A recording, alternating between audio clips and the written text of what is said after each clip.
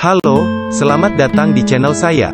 Kali ini saya akan membahas tentang pinjaman online, atau yang sering disebut fintech, yang belakangan ini banyak menimbulkan masalah bagi para nasabahnya.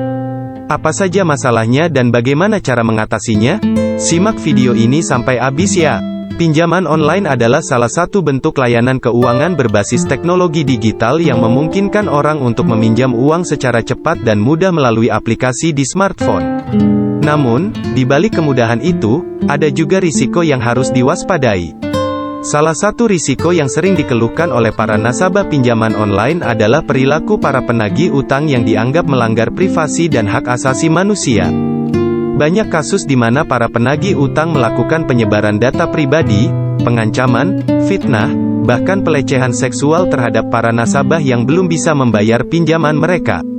Salah satu contohnya adalah kisah Agustin Cahyani, seorang ibu rumah tangga yang meminjam 1,8 rupiah juta dari salah satu aplikasi pinjaman online untuk biaya operasi mertuanya. Meski hanya meminjam 1,8 rupiah juta, uang yang diterimanya hanya 1,3 rupiah juta karena ada potongan administrasi. Dan dia harus mengembalikan 1,9 rupiah juta dalam waktu 13 hari tanda kubik. Namun, karena kondisi keuangan yang sulit, Agustin tidak bisa membayar pinjamannya tepat waktu.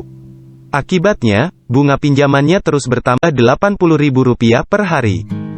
Dan yang lebih parah lagi, pihak penagih utang menyebar informasi tentang pinjamannya ke semua orang di daftar kontak telepon suaminya.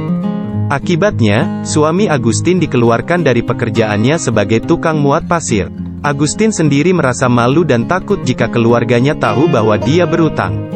Dia juga merasa diperlakukan tidak manusiawi oleh para penagih utang yang menghina dan mengancamnya. Kisah Agustin bukanlah kasus yang terisolasi. Banyak nasabah pinjaman online lain yang mengalami hal serupa atau bahkan lebih buruk. Bahkan ada juga orang-orang yang tidak berutang tapi ditagih utang karena nomor telepon mereka ada di kontak peminjam. Menurut LBH Jakarta, aplikasi pinjaman online merupakan praktik rentenir yang menggunakan teknologi digital, yang melakukan praktik lebih jauh dari rentenir konvensional.